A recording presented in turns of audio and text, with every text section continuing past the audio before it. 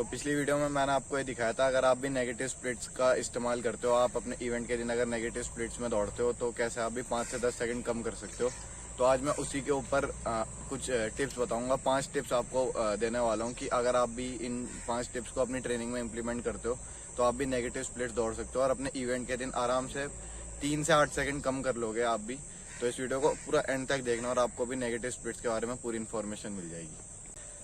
Mainly मैं 1600 metre के ऊपर बात करूंगा। अगर आप चाहते हो जो 1600 मीटर का आपका लास्ट का 150 या 200 मीटर होता है, अगर आप वो खींचना चाहते हो, लास्ट का 400 मीटर होता है, अगर आप वो एक अच्छी टाइमिंग में मार देते हो ऑटोमेटिकली आपकी जो स्प्लिट्स होती है वो नेगेटिव स्प्लिट्स में कन्वर्ट हो जाती है। तो सबसे पहली टिप है जो आपको अपनी ट्रेनिंग में इम्प्लीमेंट करनी है वो है रेपिटेशन वर्क।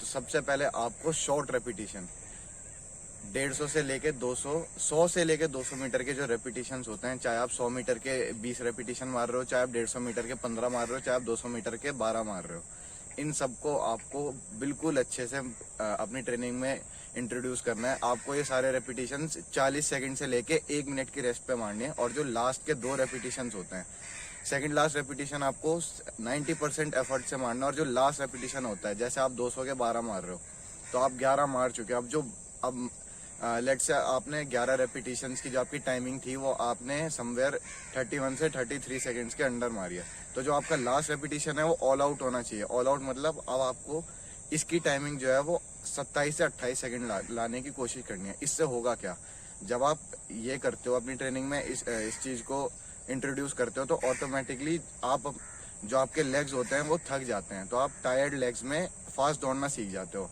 तो यही होता है जब आप रेस के एंडिंग पार्ट में होते हो तो आपने, क्योंकि ट्रेनिंग में अपने जो पैर हैं उनको ट्रेन इस तरह कर रखा है कि वो जब थक जाते हैं, लैक्टिक एसिड बुरी तरह से प्रोड्यूस हो रहा होता है, तब भी कैसे फास्ट दौड़ सकते हो। तो यही आपको अपने 1600 मीटर में हेल्प मिलेगी कि अगर आप भी ये जो मैंने आपको ट्रिक बताई लास्ट रेपिटेशन ऑल आउट मारते हो तो इससे आप टायर्ड लेग्स में फास्ट दौड़ना सीख जाते हो। तो ये पहली टिप थी। अब बढ़ते हैं दूसरी टिप की तरफ। दूसरी टिप है आपकी स्ट्रेंथ ट्रेनिंग। स्ट्रेंथ ट्रेनिंग बहुत नेसेसरी है आपके लिए अगर आप 1600 मीटर की तैयारी करते हो। स्ट्रेंथ ट्रेनिंग से होता क्या है, स्ट्रेंथ ट्रेनिंग से आप मसल्स को ट्रेन करते हो, मसल्स आपके स्ट्रॉन्ग बनते हैं। और जब आप अपने रेस के लास्ट के पार्ट में होते हो तब होता क्या है, आपकी बॉडी टूटने लग जाती है, आपके जो मसल्स हैं वो डिसंगेज करने लग जाते हैं बॉडी आपकी रेस में। आपके जो हैंड मूवमेंट है तो आपका हैंड मूवमेंट भी अनइवन सा हो जाता है, आप नेक मूव करने लग जाते हो, आपके स्टेप्स अनइवन पड़ते हैं या टेढ़े मेढ़े पड़ते हैं। तो स्ट्रेंथ ट्रेनिंग से एक तो सबसे पहले आपका माइंड बहुत स्ट्रांग होता है, आपकी जो मेंटल फिटनेस है वो बहुत स्ट्रांग होती है। और दूसरा आपके मसल स्ट्रांग होते हैं। तो जब मसल स्ट्रांग होते हैं होता क्या है, जो एंडिंग का पार्ट है तो उसमें आपको अपने आप एक पुश मिलता है। तो जब आपकी मसल स्ट्रांग हो गए तो ऑटोमेटिकली आपके जो मसल फाइबर्स हैं वो ऑटोमेटिकली रिक्रूट हो जाएंगे आपके रेस के लास्ट पार्ट में, और आप ऑटोमेटिकली एक जबरदस्त एक्सप्लोजिवनेस से अपना जो रेस का लास्ट पार्ट है वो एंडिंग कर लोगे। तो ये आपकी एक नेगेटिव स्प्लिट में मारने में आपकी बहुत हेल्प करेगा। तो दूसरा ये था कि आपको स्ट्रेंथ ट्रेनिंग जरूर करनी है। अब स्ट्रेंथ ट्रेनिंग में आपको क्या क्या करना है, सबसे पहले आपको स्क्वाट्स आपको करने ही करना है। ये मैं आपको बता दूंगा कि आपको किस फॉर्म से करना है, कैसे करना है। बहुत लोग हाफ पार्शियल स्क्वाट्स करते हैं, हाफ 90 डिग्री जाते हैं, वो गलत टेक्निक है। अगर आप स्प्रिंटर हो तो आपको काम आ सकती है, लेकिन अगर आप अपने मसल्स को ट्रेन करना चाहते हो तो आपको प्रॉपर एज टू ग्रास जाना चाहिए। दूसरी जो हमारी एक्सरसाइज है वो है हमारी डेडलिफ्ट। आप चाहे कन्वेंशनल करो, आप चाहे रोमानियन करो, आपको डेडलिफ्ट भी करनी है।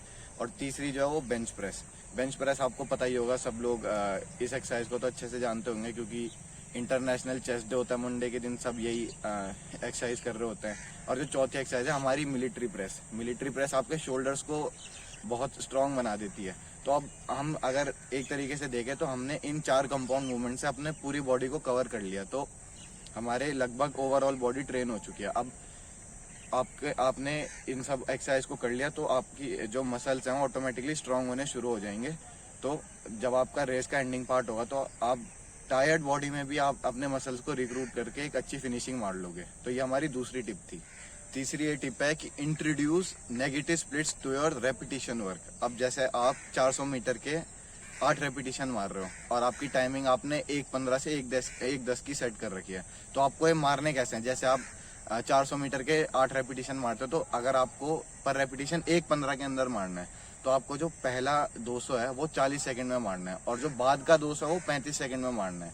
तो ये आप अगर गौर से देखोगे तो आप जो पहला पार्ट है वो थोड़ा धीरे मार रहे हो, जो एंडिंग का पार्ट है वो थोड़ा आप फास्ट मार रहे हो, तो ये एक नेगेटिव स्प्लिट बन जाती है ऑटोमेटिकली। तो इससे होता क्या है कि जब आपका जो ब्रेन होता है वो स्टार्टिंग में थोड़ा रिलैक्स रहता है, और एंडिंग में ऑटोमेटिकली आपके जो एड्रेनलिन हार्मोन है वो एकदम आपको पुश करता है। जो अगर आप इसे ट्रेनिंग में करोगे तो जाहिर सी बात है इवेंट वाले दिन भी आपकी यही आदत रहेगी, और आप एंडिंग में एकदम तूफान की तरह अपनी फिनिशिंग करोगे। तो ये हमारी तीसरी टिप थी। अगर आप कोई भी रेपिटेशन मार रहे हो, अगर आप 800 मीटर का मार रहे हो, अगर आपकी 2:40 की है तो आप पहला 1:25 का मारो और दूसरा 1:15 का मारो।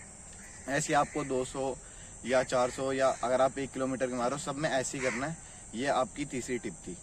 चौथी हमारी टिप है क्रिएटिन। अब ये बहुत लोग नहीं भी लेंगे क्योंकि बहुत लोग एंटी सप्लीमेंट होते हैं। खैर एंटी सप्लीमेंट होने की कोई बात है नहीं, क्योंकि हम 2021 में जी रहे हैं।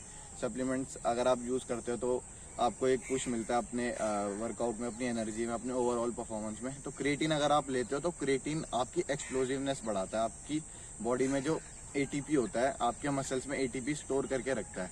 अब होता क्या है क्रिएटिन लेने से, एंडिंग में आपकी बॉडी पूरी जो एनर्जी है, ग्लाइकोजन लेवल पूरे खत्म हो जाते हैं, आप लैक्टिक एसिड बॉडी प्रोड्यूस कर रही होती है। तो क्रिएटिन क्या करता है, क्रिएटिन लेने से आपका एटीपी बढ़ जाता है। तो एटीपी बढ़ेगा तो जब आपकी बॉडी में एनर्जी नहीं होगी तो वो एक्स्ट्रा एटीपी आपको पुश करेगा एंडिंग में।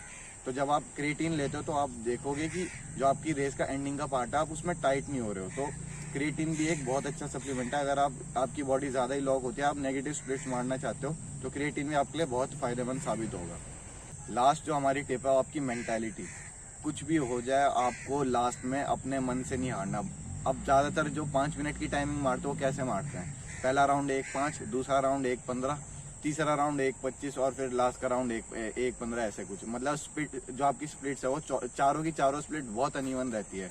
अब अगर आपने बाई चांस पहला दूसरा तीसरा चक्कर तेज मार भी दिया है तो आपकी बॉडी तो टूटेगी, लेकिन आपका जो मन होता है वो भी ब्रेक होने लग जाता है कि अब मेरे से नहीं होगा। यहाँ काम आती है आपकी मेंटल टफनेस। आपको अपने आप को मेंटली प्रिपेयर करना है कि कुछ भी हो जाए मेरे को एंडिंग में धीरे नहीं होना है, वरना लोग मेरे को काट जाएंगे और रस्सा ऊपर हो जाएगा, और जो मैंने इतनी मेहनत करी है अपनी भर्ती के लिए, अपने इवेंट के लिए, वो सारी बेकार चली जाएगी। अगर आपको मेंटल टफनेस अच्छी करनी है तो आपको जो ऊपर के 4 पॉइंट्स है, स्पेशली स्ट्रेंथ ट्रेनिंग, ये आपको मेंटली बहुत टफ कर देंगे। और अगर आप मेंटली बहुत स्ट्रांग हो तो आप कुछ भी हो जाए एंडिंग में अपने रेस का जो पार्ट है वो बहुत अच्छे से कवर कर लोगे। कुछ भी हो जाए आपको लास्ट में मेंटली ब्रेक नहीं होना। बस इतना ध्यान रखना है कि अगर मैंने रस्सा पार कर दिया तो मेरी जो इतनी मेहनत थी वो सफल हो जाएगी। तो ये हमारी 5वीं टिप थी कि आपको मेंटली टफ रहना है। तो ये हमारी आज की वीडियो थी। ये कुछ 5 टिप्स थी जो आप अगर इम्प्लीमेंट करते हो अपनी ट्रेनिंग में तो डेफिनेटली मैं आपको पूरे दावे के साथ कह सकता हूँ कि आप भी अपनी रेस वाले दिन नेगेटिव स्प्लिट्स बहुत अच्छे से मार लोगे। तो अगर आपको वीडियो अच्छी लगी हो तो वीडियो को लाइक कर देना, और चैनल पे नए हो तो सब्सक्राइब कर देना। और अब मैं ऐसी बहुत सारी इंटरेस्टिंग टॉपिक्स पे वीडियो लाने वाला हूँ। अब जितनी मैंने आपको इसमें एक्सरसाइज बताई थी मैं उन एक्सरसाइज से रिलेटेड भी लाऊंगा, सप्लीमेंट्स के ऊपर भी लाऊंगा, और ट्रेनिंग से रिलेटेड भी वीडियोज़ लाता रहूँगा।